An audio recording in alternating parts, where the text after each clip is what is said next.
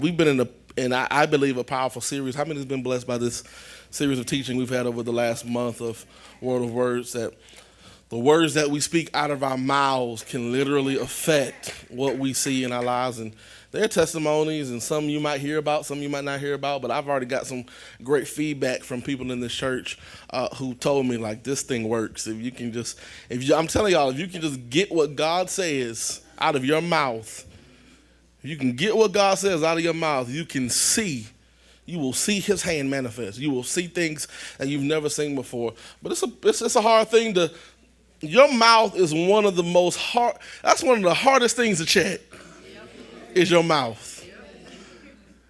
Because sometimes, I know it sounds crazy, but sometimes my mouth don't always ask me for permission before it says something. You ever had somebody come and say, you said this? I didn't say that. And then you think, did I say that? Lord, I said that. Oh, man, I'm sorry. I didn't mean to say that. Or you ever said something in a moment of frustration or anger, and you came back and said, hey, I didn't mean to say that. I'm sorry. Let me take those words back. So sometimes our mouth has to be tamed. Hello, somebody. You got to tame that mouth. So I believe God is going to do something today. I'm in the New Living Translation. Guys, go ahead and put up John chapter 8. I'm going to take 11 verses and something I want you to see. So Jesus returned to the Mount of Olives. But early the next morning, he was back again at the temple. A crowd soon gathered, and he sat down and taught them. As he was speaking, the teachers of religious law and the Pharisees brought a woman who had been caught in the act of adultery. They put her in front of the crowd. Verse 4, teacher, they said to Jesus, this woman was caught in the act of adultery. Now, the law of Moses says to stone her. What do you say? I want you to catch that. This is, what do you say? Then verse 6 says, they were trying to trap him into saying something they could use against him, but Jesus stooped down and wrote in the dust or the sand or the ground with his finger. Verse 7, they kept demanding an answer. So he stood up and said, all right, but let the one who has never sinned throw the first stone. Then he stooped down again and wrote in, y'all, Jesus is a gangster, I just want y'all to know that. Then he stooped down again and wrote in the dust. Then verse 9 says, when the accusers heard this, they stepped away one by one, beginning with the oldest, until only Jesus was left in the middle of the crowd with the woman. Then Jesus stood up again and said to the woman, where are your accusers? Didn't even one of them condemn you? And she replied, no, Lord. And Jesus says, neither do I. Go and sin no more. I want you to see something off the top of this message. I want to paint a picture, and I want to read that slow, and I want you to soak in all the facts. I want you to soak in all the reality of this, that there was a woman brought to Jesus under accusation, brought to her by some religious folks, some religious people, that there was a time in the Bible where they handled things publicly. Or if you did something wrong, there was a time where Jesus wasn't always here. We weren't always under what we call the new covenant, or what Jesus brought. But the Old Testament, y'all, was hardcore. Meaning, if you sinned, you had to pay for it. Won't no cross and no blood yet. There was still the mercy of God, but won't no Jesus yet. And so when you did things, they would address it publicly, meaning it was law. It was illegal for you to disobey God. And so in the law of Moses, if they caught you in a sin, and adultery is the sin of this text, so if they caught you in the sin of adultery, they would literally take you and stone you. They would kill you. Meaning you couldn't just do it and move on from it. They held you accountable for it to the highest degree. And certain sins required certain punishments. And so if you were caught in a certain level of sin, you would get a certain level of punishment. And so the Sadducees and the Pharisees knew that Jesus, number one, and to uphold the law, to enforce the law, you had to be a Jew. You had to be of the people, which Jesus was not. And so the Sadducees and the Pharisees, that the Bible says in verse 7, they came with the intentions of trapping Jesus. See, these people hated Jesus. Y'all, Jesus, you say you got haters? Nah, Jesus had haters. Jesus had bona fide real haters. Like, Jesus had trolls on all his social media accounts. Everybody hated Jesus. I mean, a lot of people had a lot to say because Jesus was talking on a level that they couldn't yet understand. He was saying things out of his mouth that no one was saying before. He was making claims that no one else was making. Jesus was pretty much saying, I am the chosen one. Whatever y'all have been looking forward to, boom, I'm here, I'm him. And they were like, well, dude, who do you think you are? Telling us that you're the chosen one. Meaning they were offended by this. And these are people, y'all, who knew their Bible. These were church folk. They knew the text. That's why it's very possible to go to church but still not belong to Jesus. It's very possible. Pastor said it for years. Being in church will make you a Christian, just like sitting in the car, just like sitting in the garage will make you a car. You can sit in that garage, but it don't mean you a car. You can sit in church all day long. It doesn't necessarily make you a Christian. Church is something that some of us can do, and some of us do it well. Like, God knows, I know some professional church folks that can shake a tambourine, and you be like, man, you need to get. I don't know what kind of award you're gonna get for that, but you need to get an award for that. The way some of y'all got them pretty shouts. You know what I'm talking about? I'm talking about you got that thing figured out. When you do this thing, you stick your pinky out when you praising the Lord. You got that thing figured out to a T. Some of y'all are just professional churches. But these are the religious people. These were the churchy people, y'all, that hated Jesus. And so that says we're going to trip Jesus up. We're going to find this woman who we know is in sin, and we're going to bring her to Jesus. Now, here's the thing. If Jesus had have said, stone her, then they would have had him. They would have said, see, you're not Jew. You're not allowed to tell us to stone her, so now we're going to kill you. But then if he had said, leave her alone, forgive her, then he would have diminished the law. So if he had said, stone her, he would have been in the wrong. If he had said, don't stone her, he would have been in the wrong. They were trying to get Jesus to make a decision about the woman. Their perspective was on the woman. Jesus turned that thing on his head and put the focus right back on them. That's why God says, with the same measure you use for others, I'll use that same measure for you. It's getting good already in here. And so they tried to trick Jesus, they tried to set him up. And so here we have in the text where God is saying, you got to be careful what you use your words for. Meaning, I want y'all to understand the words that are happening in the scenario. The Pharisees are saying certain words to Jesus about this woman. And I want you to understand that what they say to Jesus affects or conjures what he says back to them. I want you to say the reason why Jesus talks to them, anything Jesus says to the Pharisees in this text is simply off of what they said to him. And then I want you to see how Jesus talks to the Pharisees, and I want you to compare it to how he talks to the woman. Jesus talks to both, and they both talk to him. And I want you to see how powerful words are. That the words you let out of your mouth can literally shift or change the situation. The Pharisees talked one way to Jesus and got their result. The woman talked one way to Jesus and she got a different result. I want you to see that today. I want to paint this picture as clear as possible because what you say affects what you see. We've been saying that for a long time now, that I want you to see. In week 1, I taught you that you can literally have what you say, that you're one of the most powerful beings ever created on the face of the earth because God gave us the ability to speak with our mouths and things can manifest. When God says, let us make man in our image, reflecting our nature, do you know what that means? That means when God says in Genesis chapter 1, let there be light, and the sun appeared, and the moon appeared, and the stars appeared. When Jesus says, when I speak, when I say let there be, and something becomes, Jesus says that's a quality I have. That's my nature. So if I'm made in that same nature, if I'm made in that same design, then what I say has power. That's why I have to be careful about what I say. Because guess what? If I speak negative words, all I will see in my life is negativity.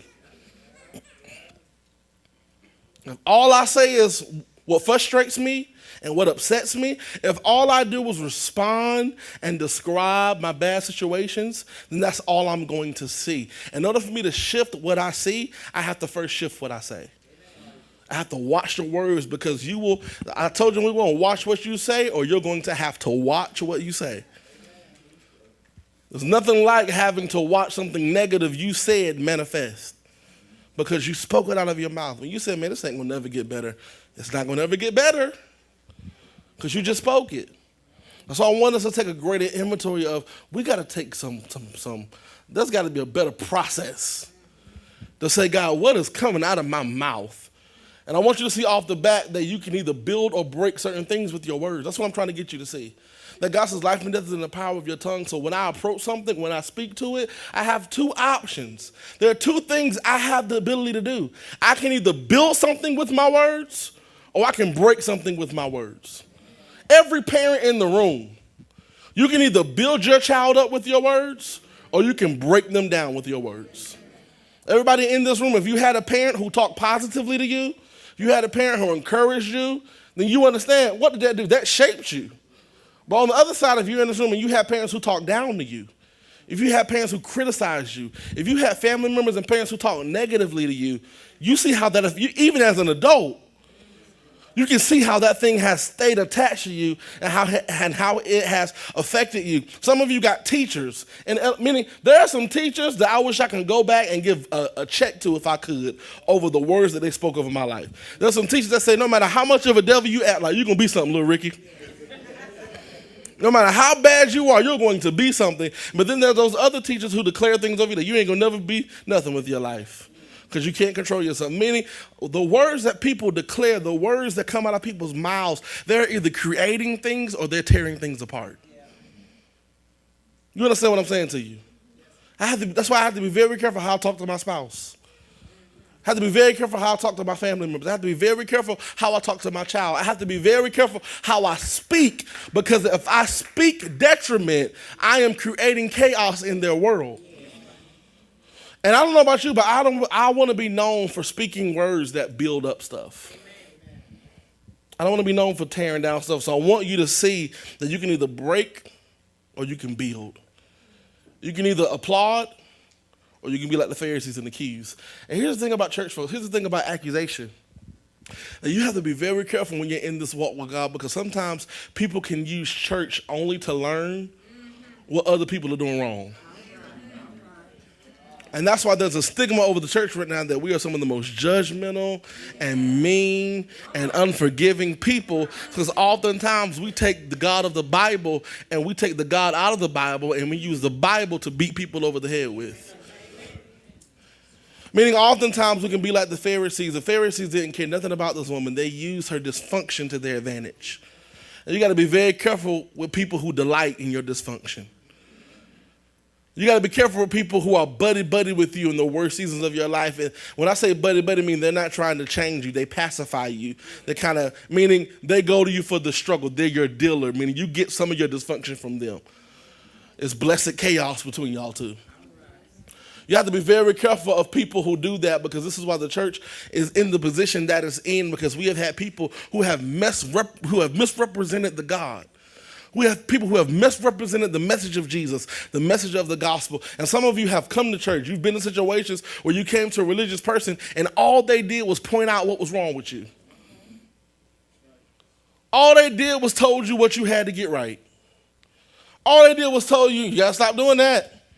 And y'all, come on, we do it. Like, let's be honest. Let's be real for 10 seconds. You have seen a person and you have said, there's no way that girl can know Jesus. Have you ever looked at somebody, come on, don't y'all play with me today.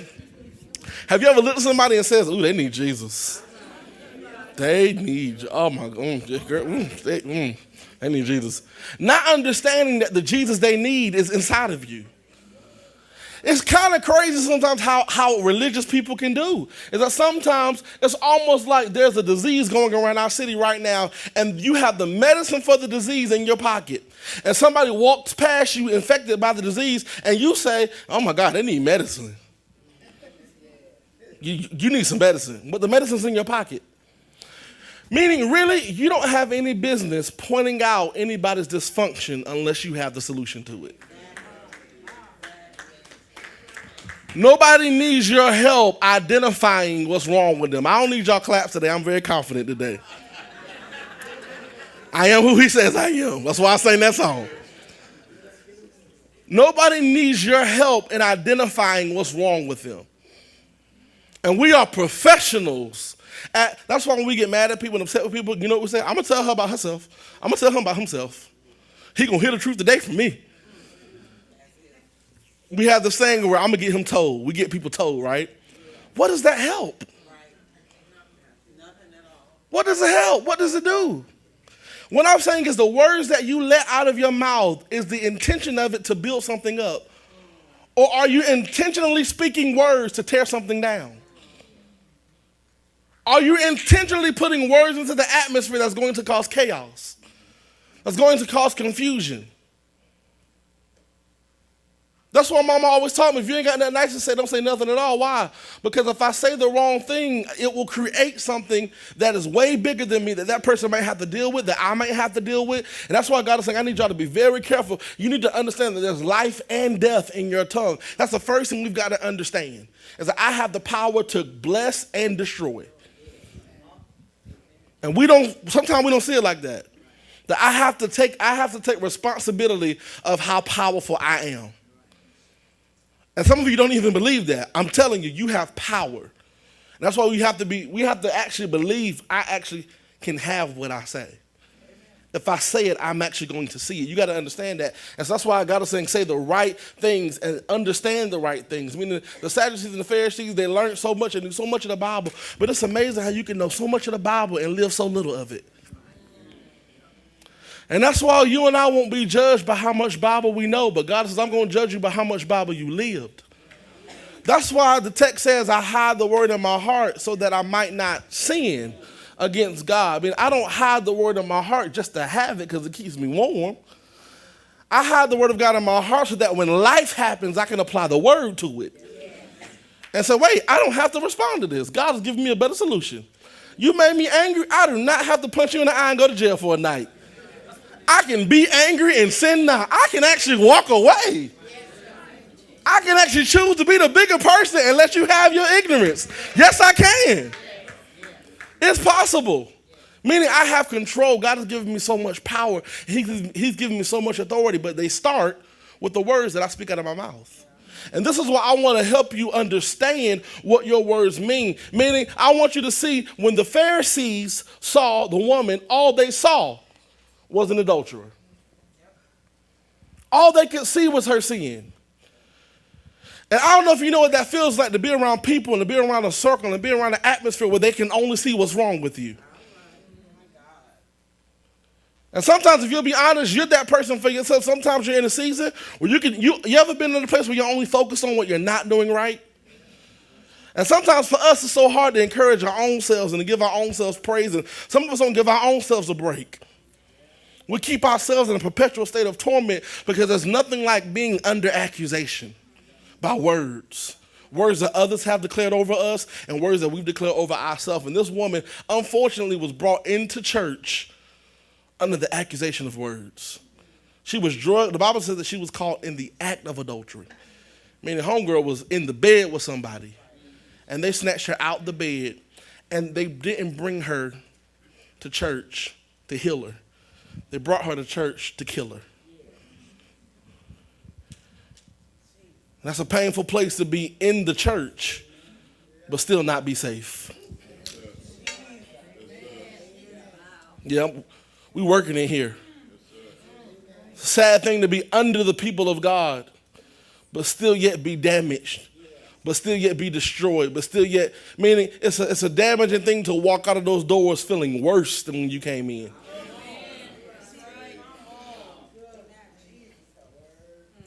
We got to get your freedom to a place.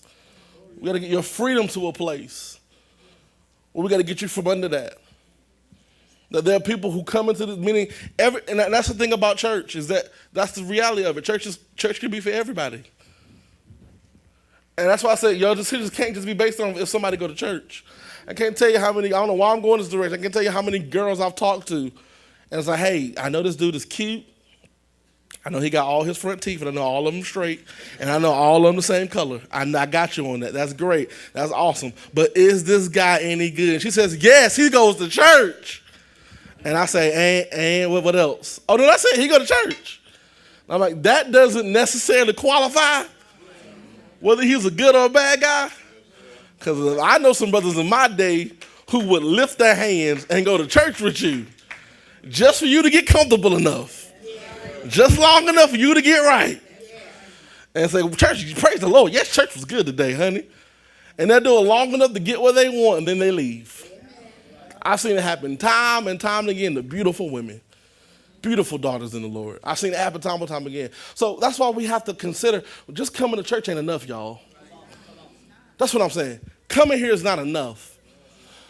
I have to get to the place where coming here is just a part of it. The next phase of it is, it's got to leave with me when I go.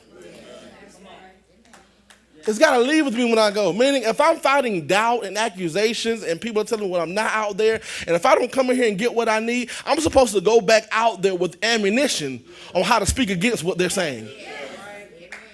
You get what I'm saying? I mean, I don't need to keep coming to church every week saying, God, these people at my job, they talk about me, they put me down, I don't feel like I'm nothing, and you leave with that on your shoulders, and you go back to work. What's going to happen is after a while, you're going to bite a lot of church don't do you no good.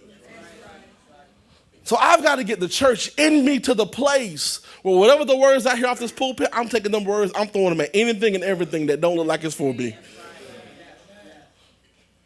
And I want to show you what Jesus did. The people saw adultery. What did Jesus see? Why didn't he say anything? Do y'all notice that when they brought that woman to Jesus, and they said, Jesus, this woman's in adultery. The law says we got to kill her. What do you say? Y'all, he didn't say nothing at first. Jesus actually stooped down and wrote in the sand. And they probably was like, what is this dude doing? And scholars have tried to come up with many scenarios. Some people say he wrote down and he wrote Amazing Grace, the song, I don't know. Some people say he wrote, even though 10 Commandments were already written, some scholars say he wrote some more laws and commandments. I don't know. What I can take from it is that Jesus would not participate in their bashing of that woman. Jesus never accused her. He never addressed what they said about her. They said, Jesus, this woman is an accuser. She's an adulterer. She ain't right. She needs Jesus. Well, actually, she needs to see Jesus because we want to kill her. But what you got to say about it? He just writes. And so they get angry. And they say, did you hear what we said?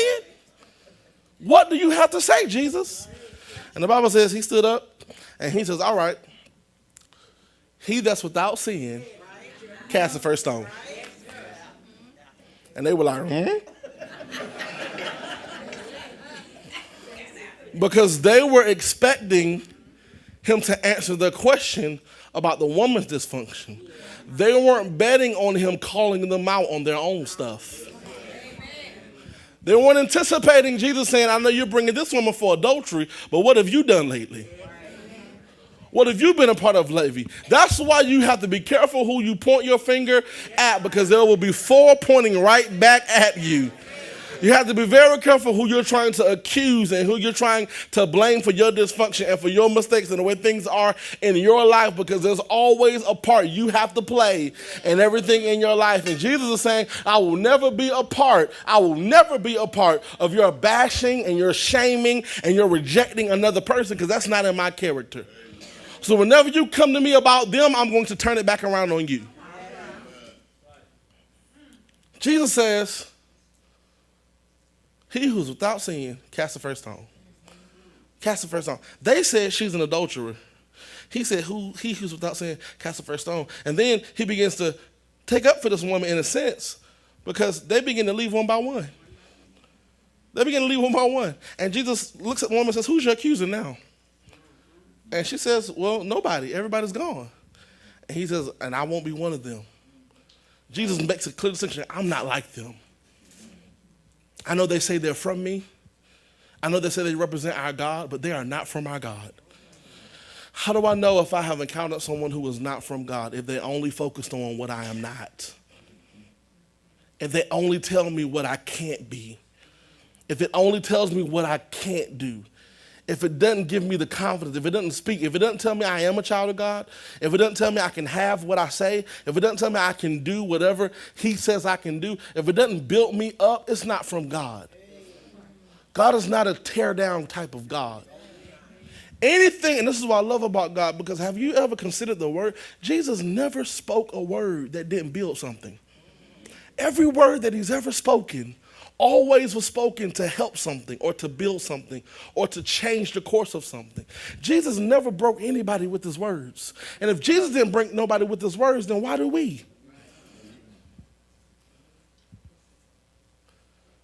Who made you the Jesus police? Who gave you authority to patrol what other people are doing? That's not your job. Jesus was telling those men, you can't afford to throw a stone at this woman. You can't afford this stone. Jesus was saying, this judgment is above your pay grade. You don't make enough to make that decision. And that's why God says you don't have the audacity to be offended by anybody's mistake. You don't have the audacity to say whether you think, y'all, you know how we sit back and we do it so much, because if I'm not careful, I'll do it. We'll sit back over what somebody did. Well, I don't think they should have did that. Come on, y'all know we do this. Don't y'all sit there and look at me like y'all been saved and eating Skittles all day. We be like, I don't know, I don't think he should have did that. See, and we put our opinions and our judgments and we put our verdict on things that are above our pay grade. And sometimes I can feel like God is saying, excuse me, y'all, so when the last time any of y'all hopped on the cross for anybody? Oh, never? Oh, okay, that's what I thought. Until you can see what he sees, you shouldn't say anything. Meaning if you're calling out somebody's dysfunction and you don't have the answer to that thing, meaning if you can't really see a person, meaning if you're looking at a person and all you can see is their dysfunction, you're not qualified to speak into their life. If there's somebody that you see and all you can see is what they're not doing, can I tell you the best thing you can do is stay away from them, because you can't help them. You can't build their life. What am I talking about? Can somebody bring me now hear me before you bring this up now. Y'all messed up the last service. I need you to bring me a forest. I need a forest. An entire forest or a tree. Forest or a tree. What you got for me? This is an apple. I said I need a forest.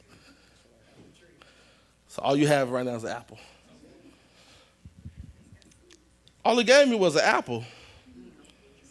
But the apple's got seeds.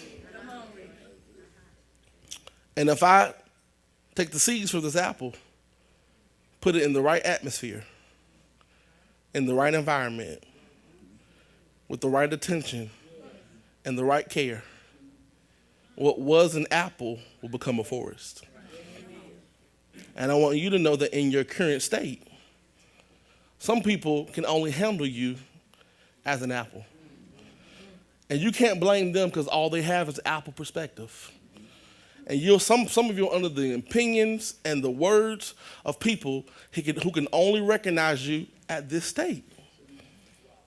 The Pharisees could only see a woman in adultery. That's all they could see. And if that's all they can see, guess what? That's all they're going to say. They don't have elevated perspective. But when God saw that woman, you know why he didn't accuse her? Because Jesus saw more than just somebody in adultery. Jesus saw more than just a sinful woman who deserves to die. And I'm so glad that when God looks down at me, he doesn't see what people see. He doesn't see what my haters see. He doesn't see what my mama or my daddy might see, or my cousins or my coworkers. That Jesus can always see the more in me that nobody else can see. And sometimes some of you have bought the lie that all you are is an apple. And all you got to do is just put yourself in the hands of another person. See, in the hands of the Pharisees, all she was an apple. But as soon as the Pharisees left, the accusations left with them. They did her the biggest favor they could have ever done her. You ought to write every enemy and every hater a check if you got the money to do it. Because all they did was push you further into the presence of Jesus. All they did with their hate, all they did with their dysfunction, all they did with their negative words was push you closer and closer to Jesus. And what they brought her there to kill her, but Jesus allowed her to come so that he could heal her. And I need you to understand right now that when people are saying you should deserve this and you got what you got out of it, and it's your fault, and this, that. God says, like he says to the woman, where are your accusers? Where are they? God says, if you come in my presence, God says, I will accuse who's accusing you. That you don't have to stand. God says, you don't have to come in my presence. Stop coming into God's presence, standing trial over what other people have said about you. God says, I never held you accountable to that confession. That's something you chose to live under. You don't have to be what your mama says you were going to be. You don't have to accept what your daddy said you was going to be. You don't have to accept what that teacher said. You don't have to live under the words of negativity a day longer than you want to. And they brought this woman to Jesus. And Jesus says, you better record that clip. And Jesus says, who are your accusers? He says, not one person condemned you? And she says, no, Lord. Now I want you to see something. Pharisees called him teacher. She called him Lord. Pharisees said teacher. They refused to honor his divinity. They wanted to keep him on the same level. But like Ephraim just said, there's some things you will only see and get until you learn how to bow and call Jesus Lord. The Greek translation of what she called him was Messiah, Lord over everything. You mean to tell me the woman in sin knew what to call Jesus and the church folk didn't? And that's why don't be shocked when you start seeing the greatest manifestations of miracles and power happen with people who you don't think are qualified to do it. You're about to see a flood of God's presence in our world, and it's going to be people that you looked over. It's going to be people that you passed on the street. It's going to be people that you said would never be nothing, and they're going to be the people who are going to usher God into this world. I don't know if you know this, but God uses broken people. That perfection was never the quality to be used by God. It was just the quality of the people you were around. And nobody can require perfection from you. Nobody can require for you to do everything right. If you're in a relationship now, and the standard of that relationship is you have to do everything right, get out of that relationship. I need some people around me who can understand that I'm not perfect.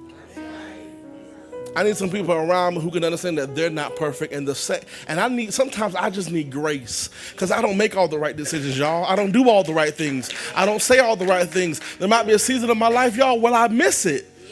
And I'm not doing what I'm supposed to do. And I don't need everybody calling my phone telling me I'm not doing what I'm supposed to do. But I need some friends and some brothers that'll call me to say, brother, there's more in you. My sister, there's more in you. I know you lost right now, but you're going to come back again. I need some people in my life that'll use their words to build me, not break me. That's all I'm saying. Psalms 19:14 says, they said this scripture for years, and I finally understand it when they said that the words of my mouth and the meditations of my heart be acceptable in your sight, O Lord, my strength, my Redeemer. Why am I asking God to let the words of my mouth and the meditations of my heart be acceptable? Because he's my strength and my Redeemer. That's why. Oh Lord, my strength, my rock, my life is based on you. So if whatever I'm doing is not acceptable in your sight, I can't live. I can't function. My Redeemer is, God, you saved me from some stuff that nobody else could save me from. What you've done in my life, no other man could do for me. So if I say anything, so why am I trying to please him if I haven't pleased him? I want to please him first. I want what I say to be beautiful to him first. Forget if y'all like it. I need him to like it first. Because if he likes it first, it'll be acceptable, and he'll bless it, and he'll allow it to manifest in my life. And I'm so glad that we serve a God that can set us free from accusations. We're standing all over this room. I just want to carve out a moment right now. Come on, stand to your feet. And if whatever you need to focus, if you need to lift your hands, if you need to close your eyes, bow your heads, whatever you do, I ask that you close your eyes, bow your heads, whatever you need to do. But I want you to focus right now in this moment on the presence of God. And the reason why I want you to focus on the presence of God, because God told me clearly, as we focus on him, he will deliver us from the accusations of others.